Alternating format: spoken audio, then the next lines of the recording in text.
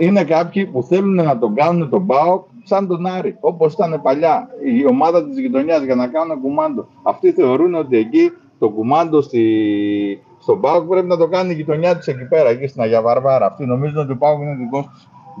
Τον ΠΑΟΚ τον έχει μεγαλώσει πολύ ο Σαββίδης. Αυτοί δεν θέλουν να μεγαλώσει ο ΠΑΟΚ. Άμα μεγαλώσει ο ΠΑΟΚ θα φύγει από εκεί. Και άμα φύγει από εκεί έχει κοπεί η μάσα.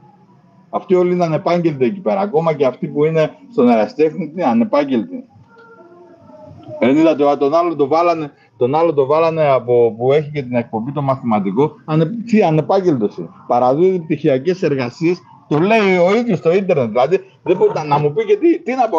Ότι το κακολογώ ή λέω ψέματα, αφού ο ίδιος το έχει ανεβάσει στο ίντερνετ.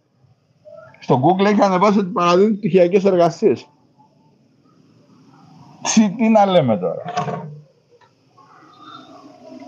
Και ο άλλος ο Αλευράς, που τον λένε Φουρνάρη.